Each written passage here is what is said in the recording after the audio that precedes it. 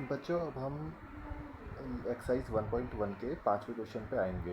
ऐसा ही मैंने एक एग्जांपल आपको समझाया था जब हम थ्योरी पार्ट कर रहे थे। अब हम यहाँ एक नया क्वेश्चन कर रहे हैं इस टाइप का।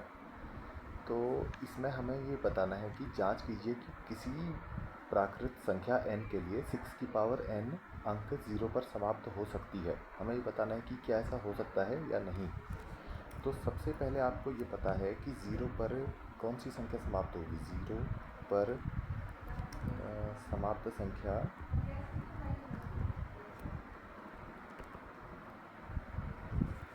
का मतलब है, का अर्थ है कि वह 10 से विभाजित हो।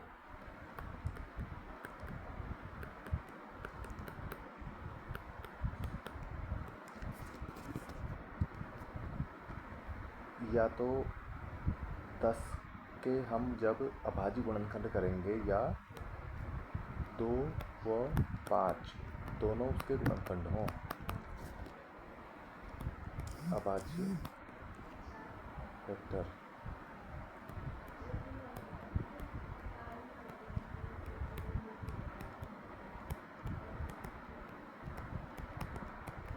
अब हम देखते हैं 6 की पावर n। 6 की power n equal to 2 into 3 की पावर n। जब हम इसको खोलेंगे तो ये इक्वल टू आ जाएगा 2 की पावर n गुणा 3 की पावर n। अब बच्चों, अंकगणित की आधारभूत प्रमेय क्या कहती है? अंकगणित की आधारभूत प्रमेय कहती है कि कोई भी संख्या है उसके जब अभाज्य गुणनखंड हम निकालेंगे तो वो एक यूनिक होंगे। यानी कि 6 की घात n में 2 और 3 की घात में आए हैं गुणनखंड, तो यहाँ कभी भी 5 की घात में नहीं आएगा। तो आधारभूत प्रमेय के अनुसार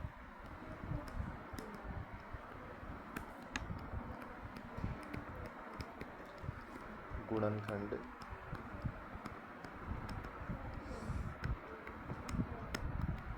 सदैव अद्वितीय रहेंगे।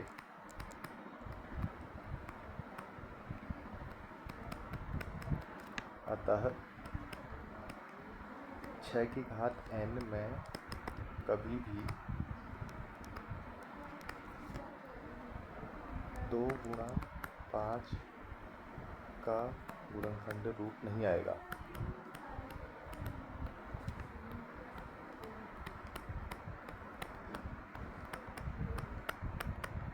समझ रहे हैं आप लोग?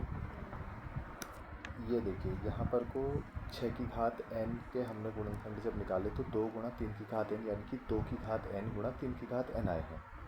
तो इसका मतलब है कि इसमें 5 तो कभी आ ही नहीं सकता, और जब तक 5 नहीं आएगा वो तब तक 10 को बना ही नहीं पाएगा। वो 2 और 3 आपस में कभी भी 0 नहीं ला सकते।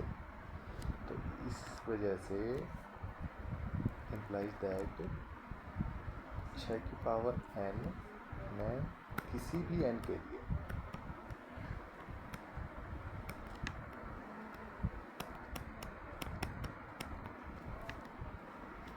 इकाई अंक कभी शून्य नहीं होगा।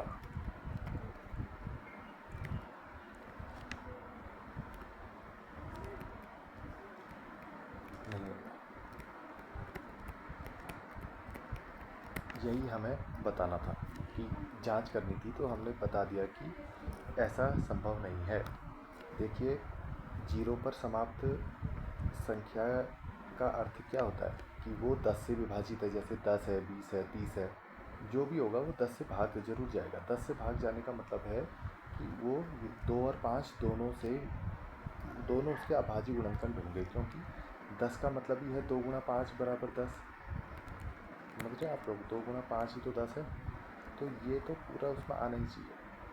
अब जब हम 6 की घात n को लेते हैं तो 2 गुणा 3 की पावर n यानी कि 2 की घात n 3 की पावर n। इसमें 5 तो कहीं आ ही नहीं रहा, 5 नहीं है।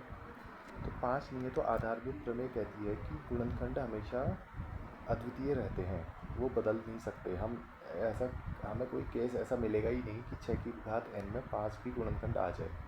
तो इसीलिए 2 गुणा 5 का गुणनखंड रूप कभी हमें मिलेगा ही नहीं। तो इसीलिए 6 की घात n में किसी भी n के लिए इकाई अंक कभी भी शून्य नहीं होगा। ये हमारा 5वां क्वेश्चन पूरा हो गया। अब हम छठा क्वेश्चन देखते हैं। ये कह रहा है कि व्याख्या करना है कि 7 गुणा 11 गुणा 13 प्लस 13 और ये जो संख्या है ये भाज्य संख्याएं क्यों हैं। हमें यहाँ बताना है कि भाज्य क्यों है। तो हम इसको आगे देखते हैं।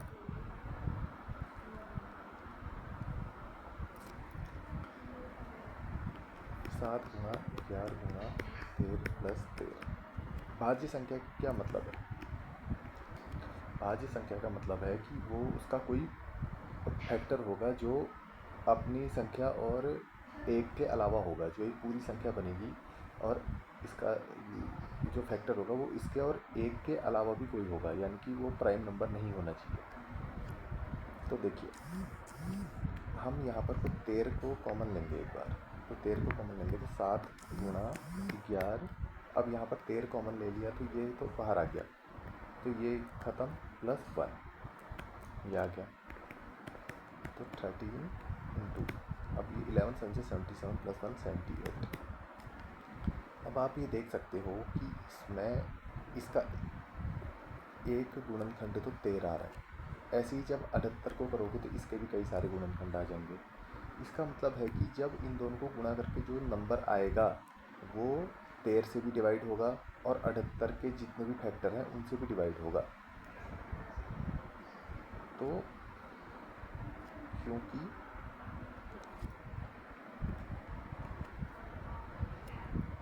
संख्या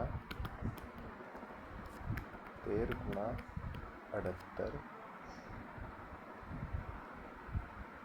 के एक व संख्या के अतिरिक्त अन्य गुणनखंड भी मौजूद हैं।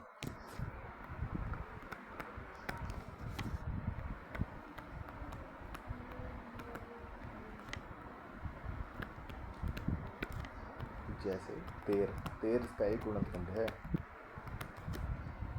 अतः ये देखिए आप ना 13 है जो ये गुणनखंड तो है इसका। जब आप 13 गुणा 78 को 13 से भाग दोगे तो 13 कट जाएगा, तो इसका मतलब कि 13 तो इसका गुणनखंड है ही है। तो अतः क्या हो जाएगा, यह संख्या भाज्य संख्या है। क्योंकि अगर ये संख्या भाज्य नहीं होती तो इसका केवल गुणनखंड या तो वही संख्या होती या एक होता, जो अभाज्य संख्या में होता है प्राइम नंबर में। लेकिन यहाँ पर ऐसा नहीं है, इसीलिए ये एक भाज्य संख्या हो गई हमारी। अब हम इसका जो सेकंड पार्ट है उसको देखते हैं। ये कह रहा है 7 गुणा 6 गुणा 5 गुणा 4 गुणा 3 गुणा 2 गुणा 1 प्लस 5। सेम टू सेम ऐसी है।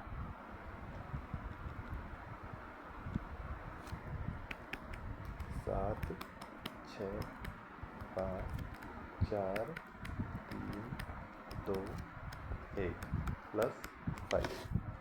इसमें भी आप क्या करोगे, 5 यहाँ भी कॉमन है और प्लस के बाद भी कॉमन है, तो प्लस है। तो प्लस के बाद कॉमन है तो 5 हम कॉमन ले लेते हैं। 5 कॉमन ले लेते, 7 गुणा 6 गुणा 5 तो कॉमन आ गया, 5 आएगा नहीं। 4 गुणा 3 गुणा 2 गुणा 1 प्लस, अब यहाँ पर तो 5 हमने कॉमन ले लिया है तो यहाँ 1 आएगा, क्योंकि ये 5 हमारा कॉमन आ गया है और ये पूरा बाहर आ गया। तो अब 5 गुणा 42, 7 6 42 हो गया, गुणा 4 या 12 24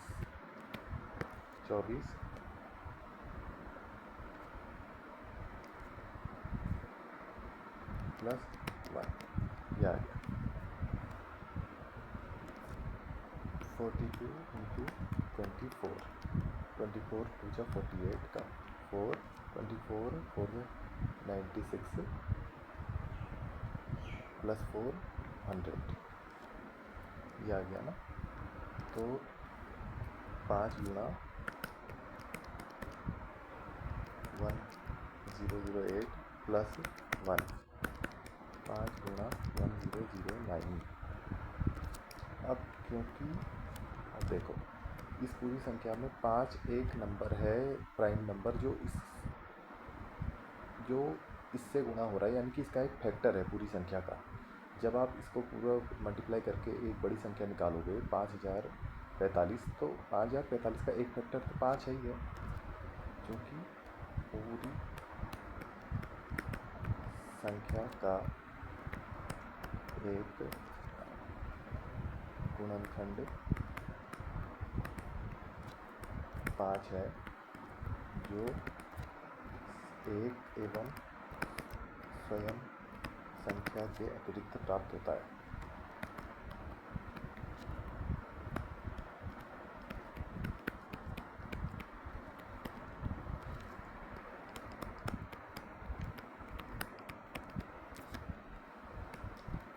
अतः संख्या भाज्य संख्या है।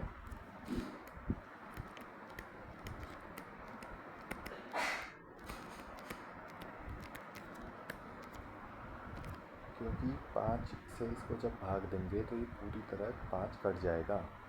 ये एक प्राइम नंबर हो ही नहीं सकता, क्योंकि इसका फैक्टर आ गया है। फैक्टर आने का मतलब है कि यह भाज्य संख्या हो गई। तो ये हमारा दूसरा क्वेश्चन भी सॉल्व हो गया। अब हमारा एक क्वेश्चन और बच गया है, ये इसमें कह रहा है कि किसी खेल के मैदान के चारों ओर एक वृत्ताकार पथ है। इस मैदान का एक चक्कर लगाने में सोनिया को 18 मिनट लगते हैं। सोनिया को कितने मिनट लग रहे हैं? 18 मिनट। और इसी मैदान का चक्कर लगाने में रवि को 12 मिनट लगते हैं। ये कह रहा है कि एक ही स्थान और एक ही समय पर चलना प्रारंभ करते हैं और एक ही दिशा में। जैसे ये दोनों यहाँ से चलना शुरू हुए इधर को, तो ये कह रहा है कि वो कितने समय बाद अपने प्रारंभिक बिंदु यानी कि यहाँ पर को कब और दोबारा मिलेंगे। क्योंकि वो यहाँ चल रहे हैं, एक तेज़ चल रहा है, एक धीरे चल रहा है, तो कभी ना कभी ऐसा होगा कि दोबारा ज़रूर मिलेंगे। तो वही हमें टाइम निकालना है। तो इसके लिए हम क्या करते हैं कि जो ये संख्याएं दी होती हैं, इनका जो एलसीएम होता है वह कॉमन समय होता है जब ये दोबारा मिलेंगे। तो हम क्या करेंगे, एलसीएम ऑफ 18 गुणा 12 ये निकाल देंगे। हम अपनी मेथड से निकाल देते हैं, शॉर्ट वाली।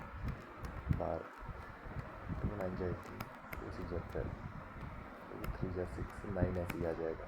3 3 जा 9, 3 1 जा 3, 3 1 जा 3। तो इसका एलसीएम आ गया